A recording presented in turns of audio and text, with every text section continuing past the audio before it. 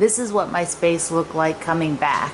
Before I left, I'd covered the machine and the camera, although I did forget the Duchess over there to cover her. But I thought I was going to be gone so many weeks that covers would be in order. And then we got the mail, and it has mostly been sorted here. I have a little bit that I opened up. And then I do know I've been unpacking bags from bringing Mom's stuff and our stuff that we took. So I've got this bag to go through, and I thought I'd just give you a little update. Here I am for the update. Let's go. And just like that, I'm back at home. Hi, my friend. I'm Pat Sloan here, and from coming into my studio space, that is still all the boxes I have not opened yet. I did look, they're all quilting stuff a lot from the Fat Quarter Shop for different projects, some other things, so I did open a few of those other things. Oh my goodness. So how have you been?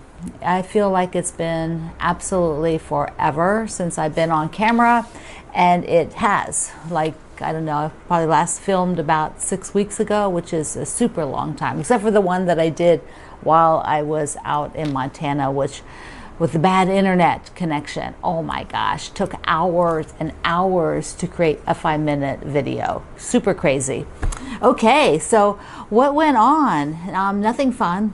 Basically, it was all just organizing to relocate my mom, sell her home, sell cars, other things, and then get all kinds of things organized, get doctor appointments, and then she's here going to visit for a couple weeks and then move to her new home down in North Carolina.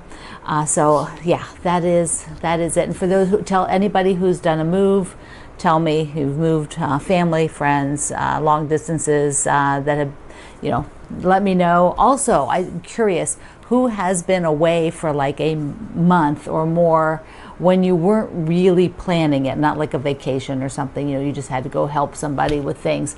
Like when we come back, Greg and I are both like, where, it felt like everything, like we didn't know where anything was. And then one of our showers broke right away, so Greg had to fix that. And so it's just been one kind of thing after another. But I had a couple of you sent me some really, really sweet mail, so I wanted to tell you that I got it. This is from Lori in California. Beautiful, beautiful card. And then I had another gorgeous note and card from Terry in Washington. Thank you. Mwah, mwah. You guys are just so amazing. Then, let's see. This is from Gina, who has been sending me postcards on her travels. So I got it, Gina. Finally got it. Of course, depends on when it got. She sent it June 16th. It's like a month ago. It probably has been sitting here since I haven't been here. And then Marcia sent me some sweet things. So super cute card with some yummy Starbucks. And look at this. Look at this, look at this. How darling is that? This is felt. I have never seen any of these banners with felt on them. And it's double-sided. Look how cute that is. So this is going to go right out front as soon as the video is done. I am doing it. So one of the things when I was at my mom's and we were going through all the stuff, I found some vintage pillowcases. My mom doesn't really keep a lot of stuff. It's just not her way of doing things. She's kind of she's very much a minimalist. But she did have two of these pretty old suitcases, pretty old pillowcases. Look at that. And I thought, there's a whole big thing. People use vintage sheets to do a quilt. I thought maybe someday I will do that. So I brought those back. I thought, yeah, I think I'll do that. Bring them back. Another thing that I did is during Amazon Prime, which I was out there, like I ordered a Keurig machine and my neighbor picked it up, and I ordered some basic supplies. That was the only, and then I ordered this book that was a really good price on Amazon Prime days. So I have wanted this book for a while. I have met Janica before and I've heard her speak. She's an amazing researcher. She's a museum curator. And I just wanted to read some history about these old quilts. You know, there's the stories of the makers.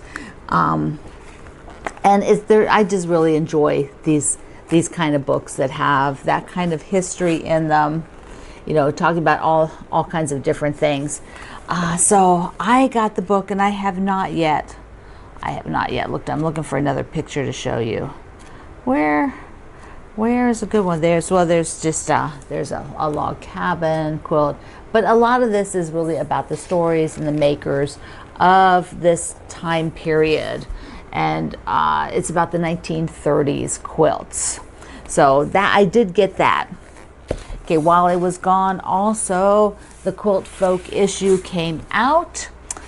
Yes, so the Quiltfolk issue came out, and this is one that I am in, and so is the Virginia Quilt Museum, and lots of other wonderful quilters in Virginia. The Quiltfolk has been doing the states since they started. That's how they started, and then they have since done some issues that are not state oriented, and I don't know at this point how many states they have actually gone through. What I did find interesting is they put that this quilt is the cover quilt for Virginia. It's not one I would have expected to see for a Virginia quilt, but that's kind of cool. I have to read about it and the maker to see kind of how that one got selected. You know, that's what's the interesting part. I mean, I live in Virginia, and that's a little different than what I would picture as a Virginia quilt, but obviously it is because a Virginia quilter made it. And so there is the front part of mine, and they do a nice interview. I had talked to a lovely writer, Diane, and she, asked me a bunch of questions, and then here's, what you see behind me, and then just a story about my quilt making. So I think it's super cute, cool. There's Kyra, so she does amazing history, just really neat things in here. Who else is in here? Let's see. I'm not sure who this is. I'm not familiar with this particularly. Candy Parker. I don't know her, but I can't wait to read about her. And let's see. In the back, we've got there's other people that I do know.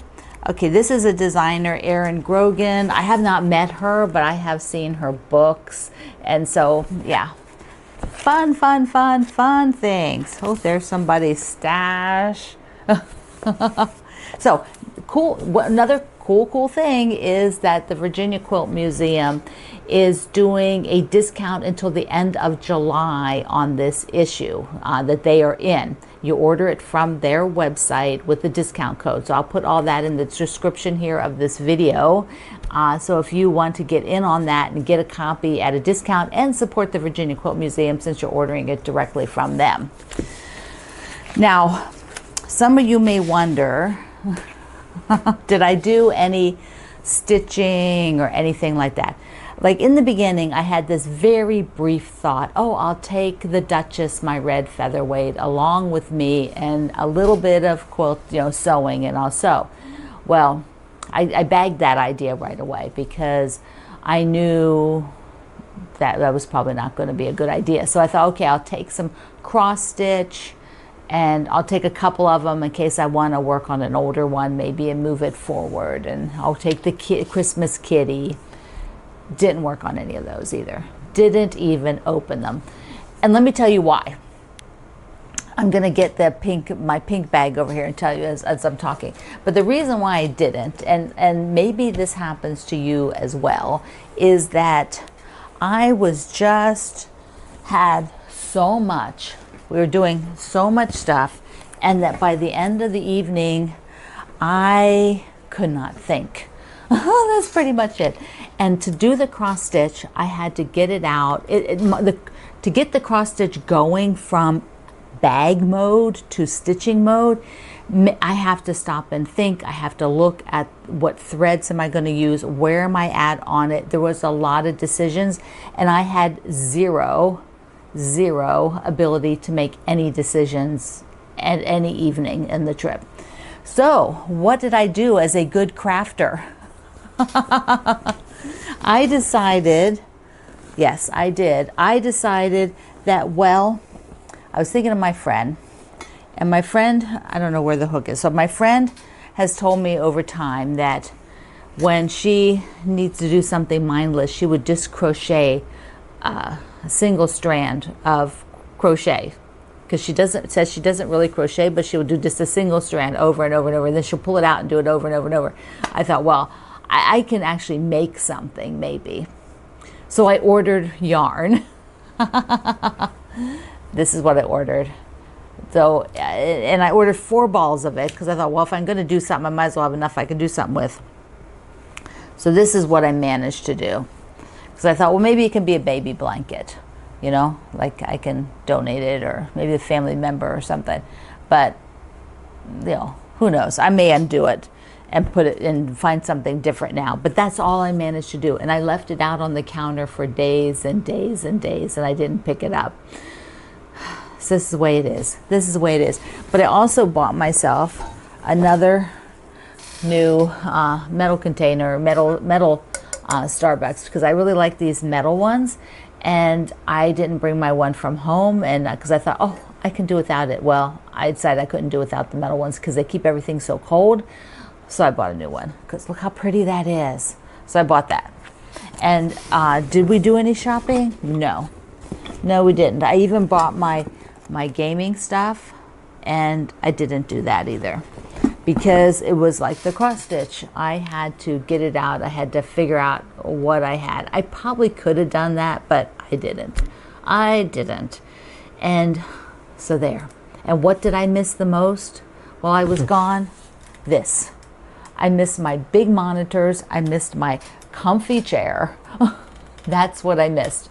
I missed my workstation, because I feel like so connected if I'm able to sit and have my monitors and see everything in large scale and play my video games and talk with you guys and do all the kind of stuff that I like to do. So I am back at that.